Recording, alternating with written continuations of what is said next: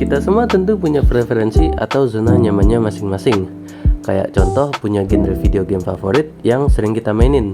Entah karena mungkin game itu punya memori spesialnya sendiri, atau mungkin itu game series favorit kalian, atau emang ya karena suka aja. Sayangnya, salah satu dampak berada di zona nyaman itu ya bikin kita jauh sama hal-hal yang baru. Sebenarnya sih ini fine-fine aja ya. Tapi pernah kepikiran gak sih buat coba keluar dari zona nyaman itu dan cobain sesuatu yang mungkin kalian mikirnya kayaknya ini bukan buat gue deh. Nah, sesuatu itu bisa jadi adalah sesimpel pilihan game-game yang kita mainin sekarang ini. Game di zaman sekarang ini udah banyak banget variasinya. Dari grafik yang realistis banget sampai ke grafik yang masih pertahanin aspek jadulnya pun itu ada. Dari gameplay yang susah banget sampai bikin kita ngamuk-ngamuk, atau gameplay sesimpel jalan doang pun itu juga ada. Atau mau main game yang punya cerita sekompleks film-film Oscar, atau game yang ceritanya itu minim banget, itu pun juga ada. Jadi emang pilihannya itu udah luas banget. Dan ya kita tinggal pilih aja mau main game yang mana. Dengan variatifnya genre game sekarang ini, banyak banget pengalaman yang bisa kita rasain kalau mau nyobain game-game yang ada di luar zona nyaman kita. Game yang bahkan mungkin kita ngerasa nggak bakal tamatin, atau bahkan sekedar buat nyoba main sejam atau 2 jam.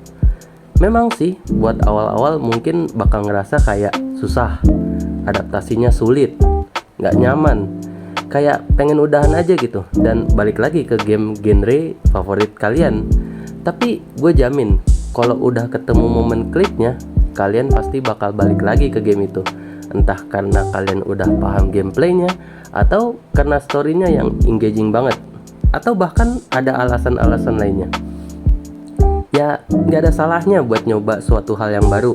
Yang penting dicobain dulu. Suka atau enggaknya ya itu belakangan. Ya misal suka ya lanjut, kalau enggak ya udah. Setidaknya kita udah tahu apa yang udah kita icip. Nah, buat gue pribadi, sebagai orang yang suka main game, memperluas backlog gaming itu penting buat memperluas wawasan gaming gue, buat keep up sama perkembangan dunia game yang pesat ini.